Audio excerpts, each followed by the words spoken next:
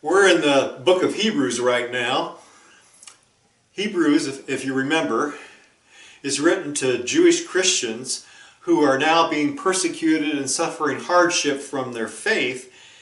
And so because of that, they're thinking they're going to go back to their Jewish life. You know, they want to quit, give up on Jesus. And the writer is giving them examples of why Jesus is better than anything. You know, Jesus is better than the prophets, and Moses was the supreme prophet, the supreme leader. He's better than angels. And now he's going to give us another example. He's better than a mysterious person called Melchizedek. And so in Hebrews chapter 5 and chapter 7, we learn about Melchizedek. It says in chapter 5, verse 1, "Every high priest is selected from among men and is appointed to represent them in matters related to God, to offer gifts and sacrifices for sins. He is able to deal gently with those who are ignorant and are going astray, since he himself is subject to weakness. This is why he has to offer sacrifices for his own sins, as well as for the sins of the people. No one takes this honor upon himself. He must be called by God, just as Aaron was. So Christ also did not take upon himself the glory of becoming a high priest. But God said to him, 'You are my son. Today I have become your father.' And he says in another place, 'You are a priest forever in the order of Melchizedek.'" And then continuing on in chapter 7, verse 1, "This Melchizedek was king of Salem and priest of God Most High. He met Abraham returning from the defeat of the kings and blessed him, and Abraham gave him a tenth of everything. First, his name means King of Righteousness. Then also King of Salem, which means King of Peace. Without father or mother, without genealogy, without beginning of days or end of life, like the Son of God, he remains a priest forever. Just think how great he was. Even the patriarch Abraham gave him a tenth of the plunder. Now the law requires the descendants of Levi who become priests to collect a tenth from the people, that is, their brothers, even though their brothers are descendants from Abraham. This man, however, did not trace his descent from Levi, so he wasn't a part of the ordinary priestly tribe. Yet he collected a tenth from Abraham and blessed him who had the promises. And without doubt, the lesser person is blessed by the greater. In the one case, the tenth is collected by men who die, but in the other case, by him who is declared to be living." And now he's really referring to Jesus. One might even say that Levi, who collects the tenth, paid the tenth through Abraham, because when Melchizedek met Abraham, Levi was still in the body of his ancestor. If perfection could have been attained through the Levitical priesthood, for on the basis of the law it was given to the people, why was there still need for another priest to come, one in the order of Melchizedek, not in the order of Aaron? For it is clear that our Lord descended from Judah, and in regard to that tribe, Moses said nothing about priests. And what we have said is even more clear if another priest like Melchizedek appears, one who has become a priest not on the basis of a regulation or as to his ancestry, not from the tribe of Levi, but on the basis of the power of an indestructible life. Now there have been many of those priests since death prevented them from continuing in office. But because Jesus lives forever, he has a permanent priesthood.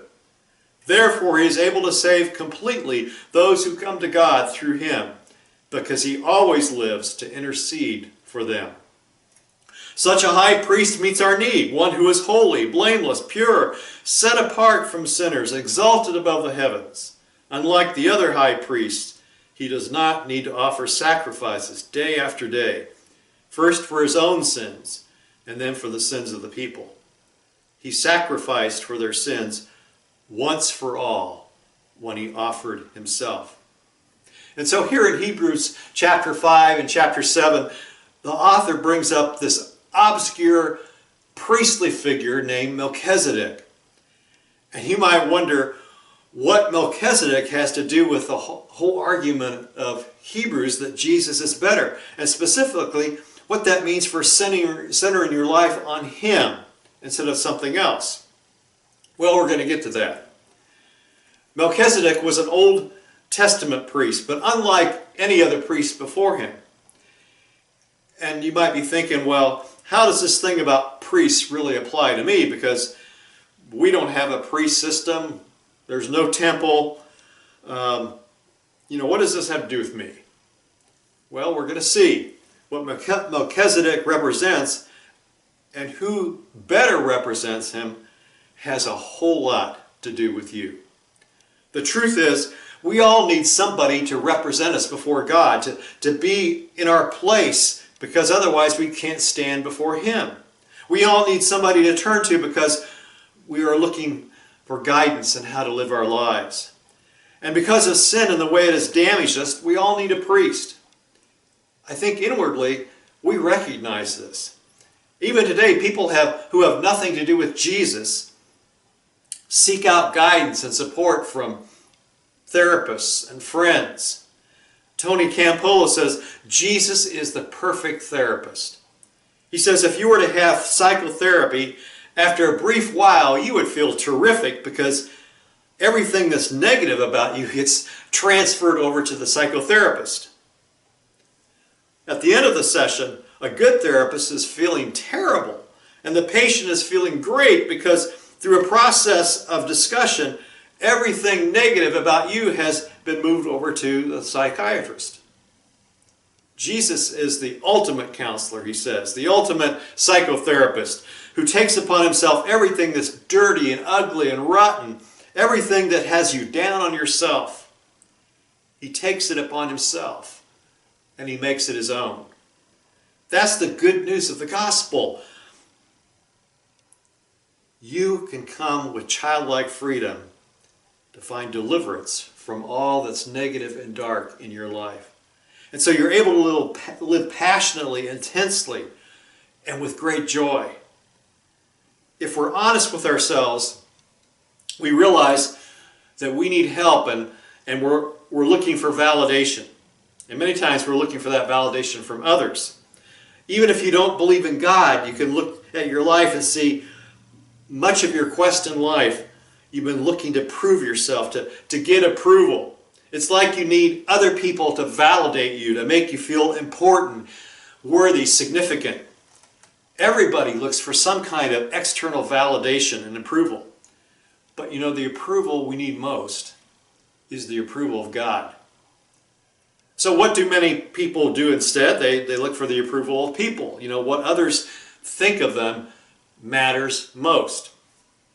And if you say, well, I don't really care what other people think about me, I think I've learned over time that when people say things like that, they really do think a lot about what other people think of them.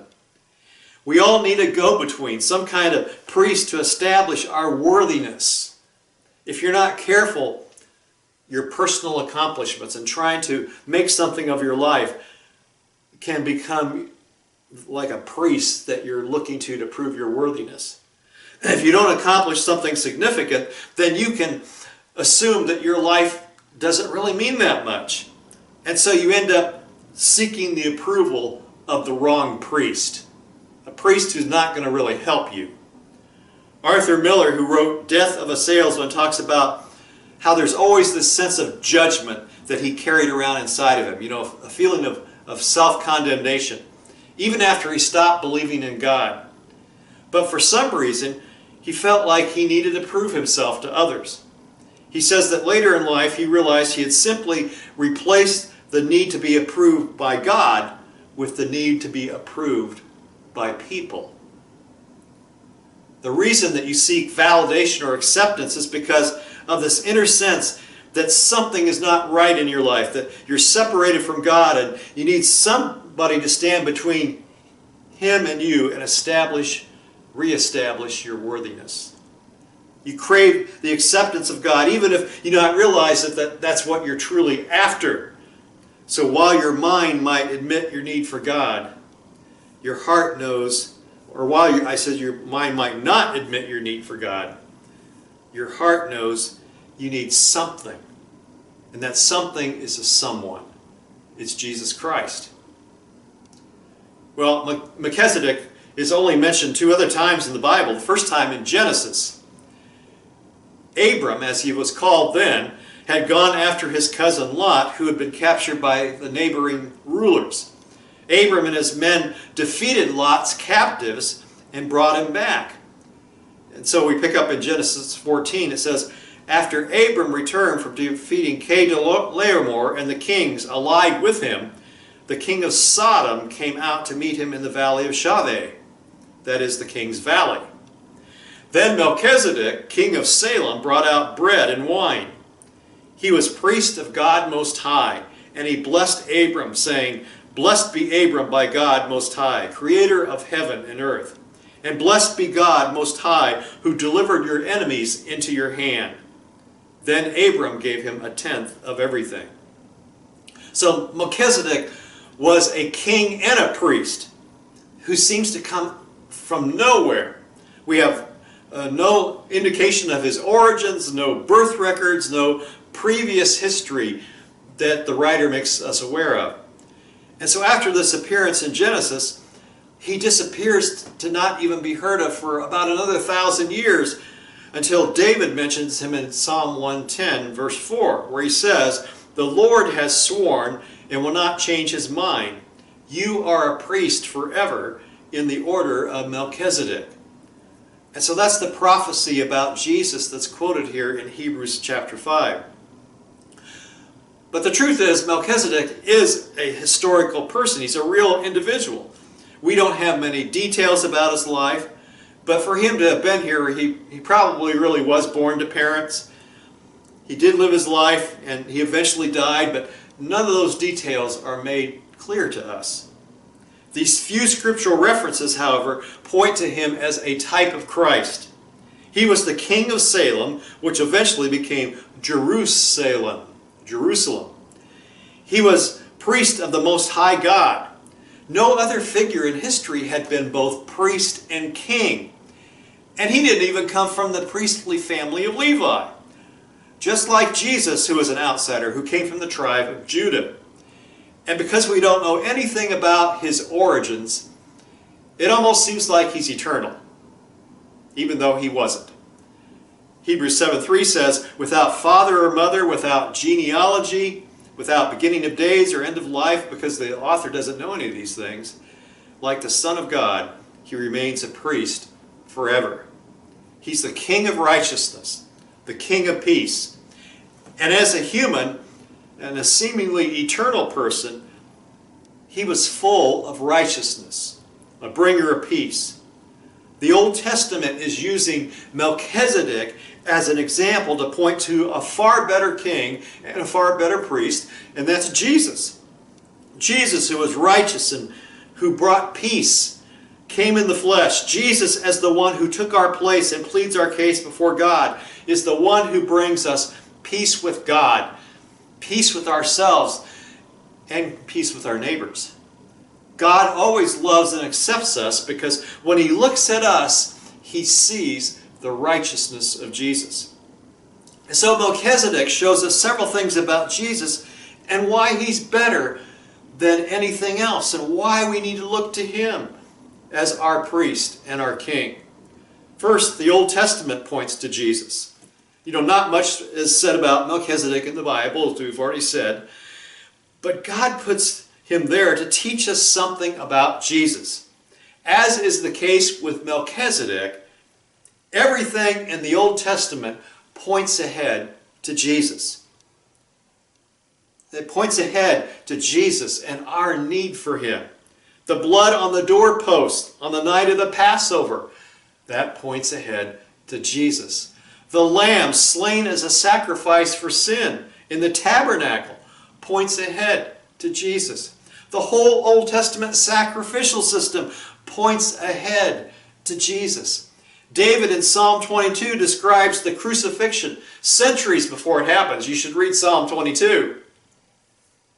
It all points ahead to Jesus. Many of the characters that we read about in the Old Testament point ahead to Jesus. Take Jonah, for example. Thrown in the sea and swallowed by a fish for 3 days and 3 nights, and then God brings him back from the dead to bring salvation to the people of Nineveh. And so God's judgment against sin is satisfied by a repentant people, and God gives them his grace and forgiveness, just like Jesus did for us. Augustine said, the New Testament is the Old Testament concealed, and the Old Testament is the New revealed. The Old Testament, the entire Old Testament, shows us our need for Christ because we are sinners, unable to save ourselves. The Old Testament story is our longing and need for somebody like Christ. At that particular time, there was nobody like that. We need a king, a righteous king. But every earthly ruler and rule disappoints us. You know, no earthly ruler or rule can change the human heart. And even if God gave us a perfect law, we're not capable of keeping it. And so the Old Testament is setting us up for the coming of a Savior. Melchizedek points ahead to Jesus because we can't save ourselves. No human effort, nothing that we do in ourselves can make us worthy. No Old Testament sacrificial system can ultimately save us from our sinful living. It required somebody who was perfectly righteous, who could bring God's peace into our lives. That's how Melchizedek points ahead to Jesus, a better priest and a better way that brings real salvation and forgiveness. Second, Jesus is the perfect king and priest. Melchizedek was both. Nobody before him and nobody after him until Jesus was both king and priest. Jesus, of course, was the perfect king and priest. The king was a ruler, a lawgiver, the one expected to enforce the laws and obedience. But not even an earthly king could completely obey the law or follow the truth. And they certainly couldn't change your heart. The king was to represent God to the people, and the priest was to represent the people to God. Neither one could perfectly represent either God or people. The priests were flawed. You know, they had to make sacrifices, even for themselves, because priests were sinners just like the people. They had to keep making these sacrifices day after day. And the sacrifices, they were ineffective for taking away sin. In fact, the sacrificial system in the Old Testament was only for unintentional sin. There was no sacrifice for deliberate sin. And how much of sin is deliberate? In some cases, when it came to deliberate sin, that the consequence was death. Jesus is the perfect priest because his one-time sacrifice takes away sin forever. As the perfect high priest, he intercedes for us before the Father. Whatever our need, we can approach him confidently, his throne of mercy and grace, and we know, we believe that he will hear us and that he will meet our need. As our perfect high priest, he sympathizes with our weaknesses. He was tempted in every way as we are, without sin. So he has compassion and grace toward us as we face our temptations. He knows what that's like.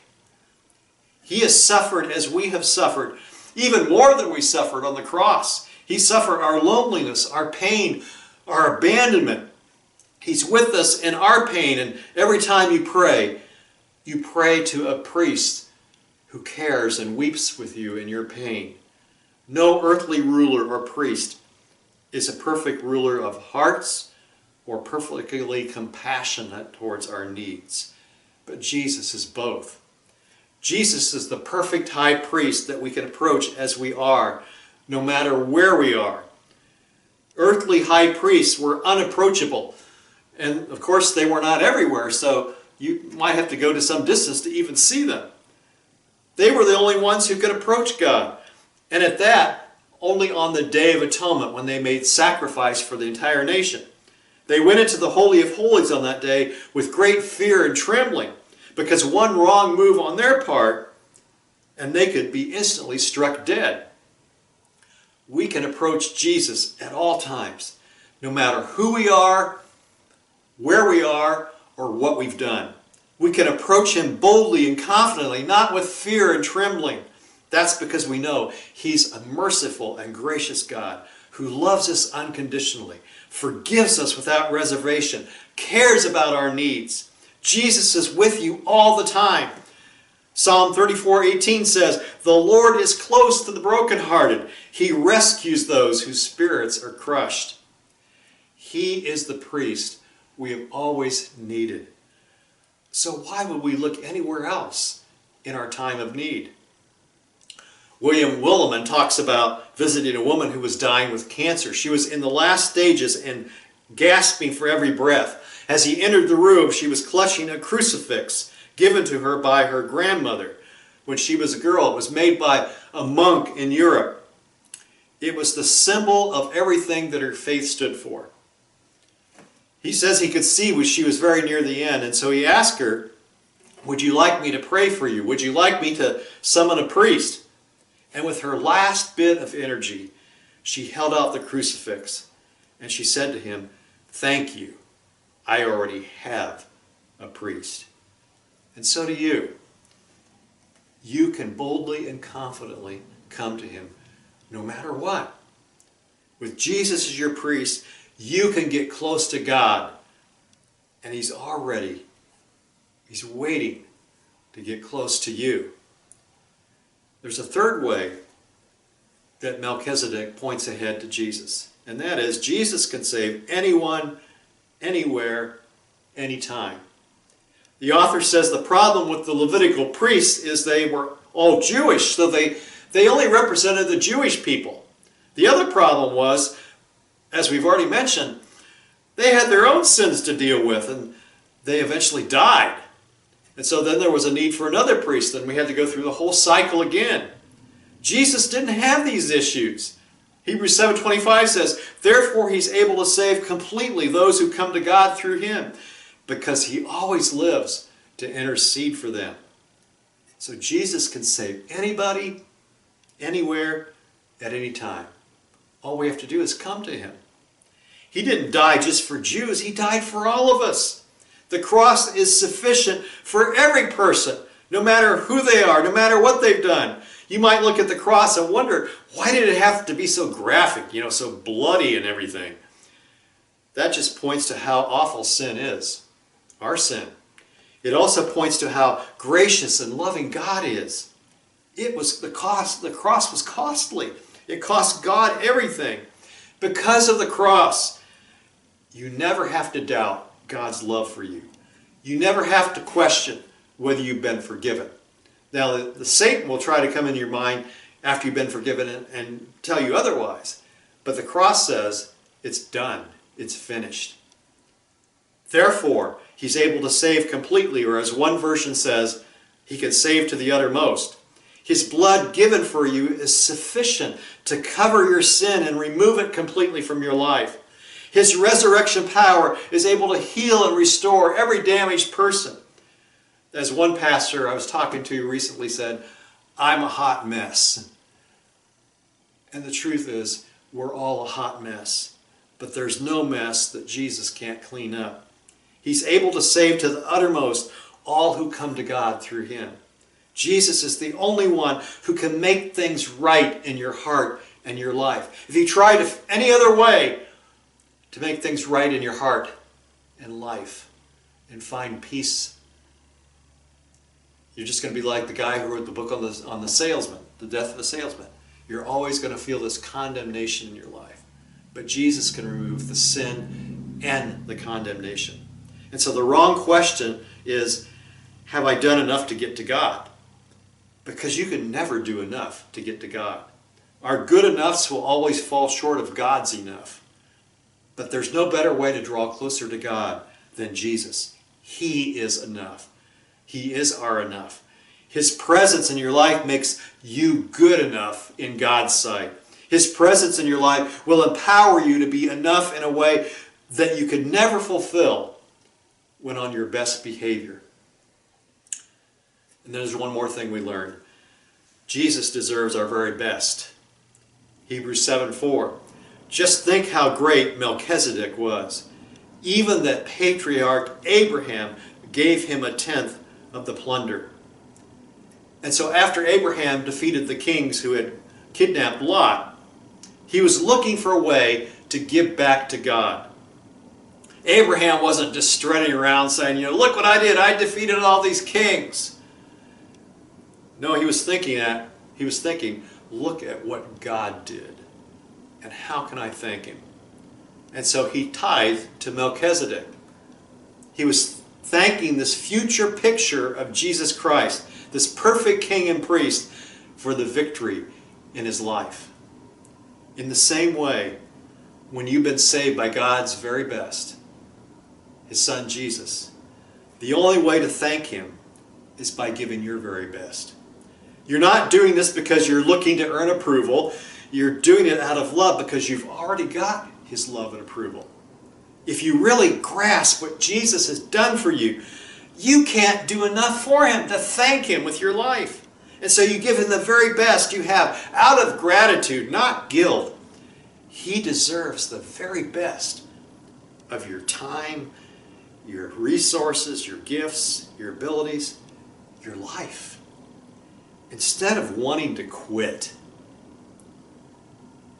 when you understand who Jesus is and what he's done for you, rather than quitting, you're ready to give him your all.